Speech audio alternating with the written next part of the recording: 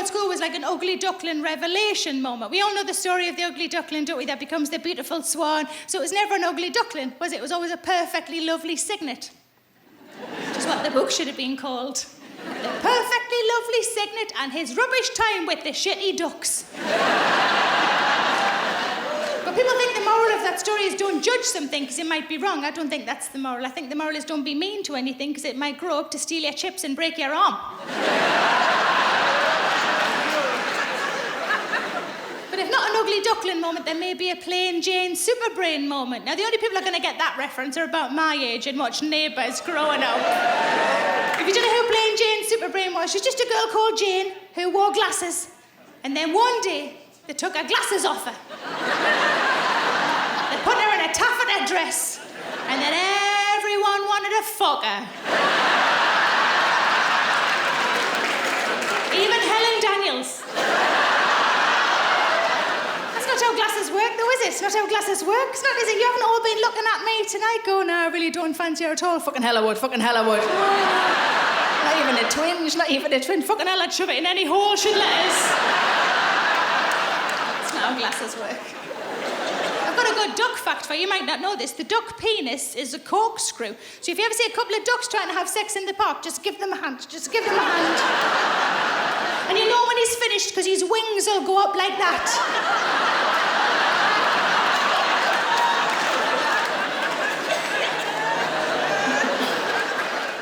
One thing I hadn't realised as it became a bit more known and a bit more in the public eye is that in some ways that can feel a lot like being back at school, because now anybody who wants to can tell me that they think I look like shit and regularly do. Now obviously social media is one of the main culprits, but for me another culprit has always been women's magazines. I hate women's magazines because I don't think they lift us up, I think they push us down. They show us an unrealistic ideal of what they expect us to be rather than embrace us for what we actually are, which is quite frankly fucking glorious.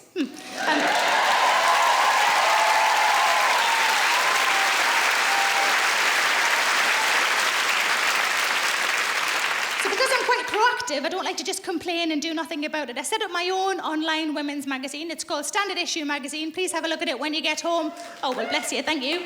And it's for you. It's free and it's for you. And the rule is no bullshit. That is the rule. No bullshit. Because I hate it when women's magazines say things like, we're going to teach you about the thigh gap. And you think, I know what the thigh gap is. It used to be called fucking rickets.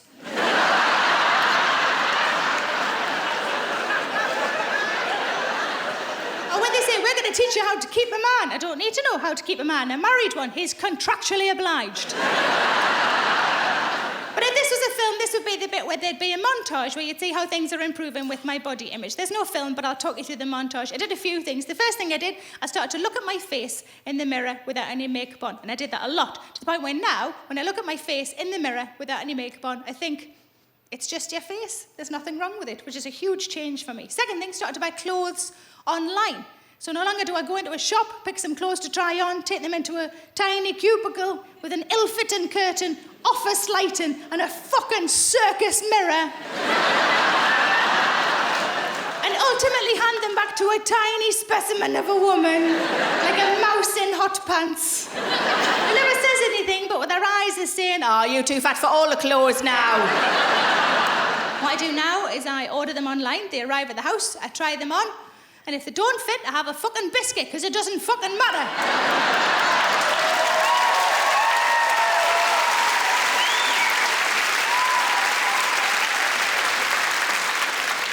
And in the past, whenever the Special K advert came on the telly, you know, oh God, I always think she looks amazing in that swimming costume. You know what I do now when the Special K advert comes on the telly? I go like this, oh, fuck off.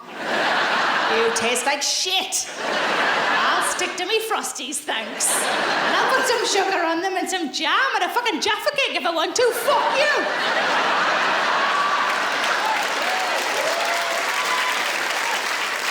But I've had a couple of indicators recently that things are improving with my body image. I'll talk you through them. The first one, I've got a friend who's a makeup artist, and I said to her, I get quite bad black rings under my eyes, often look a lot more tired than I actually am.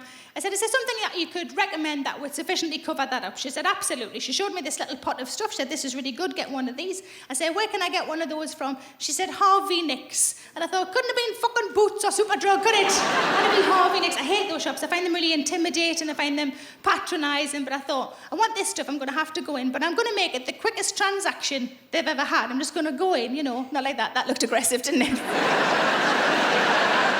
Bring on your patter, bitch, I'm ready. I'd even taken a photo of the thing so I could show the lady, and that's exactly what I did. I went up to the relevant counter, and I said to the lady, can I have one of these, please, love? And I showed her the photo, and she said, no problem, no problem. And I thought, we're halfway there. And she said, I've just got to colour match you first.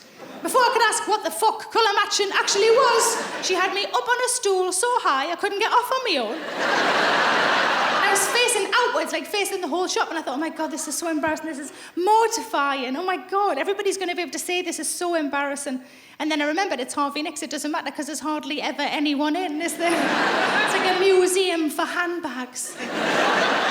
So she dabbed the stuff under my eyes, she showed me it in a mirror, and I said, you know what, that looks champion, I'll have one of those. She said, no problem, again, no problem. And I thought, surely we're nearly done now. But this is the moment that she chose to wince at my face. Now, I wasn't wearing any other makeup apart from what she just dabbed under my eyes for two reasons. First reason, I was getting used to my face without makeup on, and I thought it looked all right. Second reason, I don't know if you know this, but you don't have to wear fucking makeup to go fucking shopping if you don't fucking want to.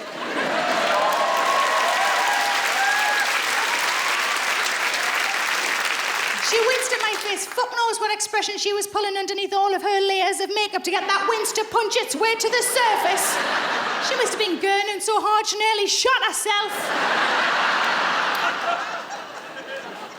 She winced at my face and then she said, oh, can I just do the rest of your makeup before you go back out though, yes? And I was furious that she thought it was necessary, so I threw myself off the stool with quite a lot of force. But all I said was, oh, love, I couldn't give less of a shit. So that felt good. Second one, I was walking the dog only a few months ago, and a van approached, and the driver of the van was a man, maybe mid-50s, and his window was wound down. And as he approached me, he beeped his horn, beep, beep, beep, beep, beep, and then made this noise. Whoa. When I got home, I said to my husband, that's never happened to me before. My husband said, I want you to think about that, and I want you to genuinely tell me if you think nobody has ever beeped their horn at you in the past. And I had a little think. With a degree of horror, I realised that he was absolutely right. But this is the first time I'd ever allowed it to be a compliment. In the past, when anybody beeped their horn at me, I'd always assumed they were saying, look at the fucking state of her, she's too fat for that dress, because these are exactly the sorts of things that were going on in my own mind. So technically, I suppose it is the first time it's ever happened to me. And I did respond in quite a peculiar manner. So he approached, beep, beep, beep, beep, beep, whoa. And I went like this.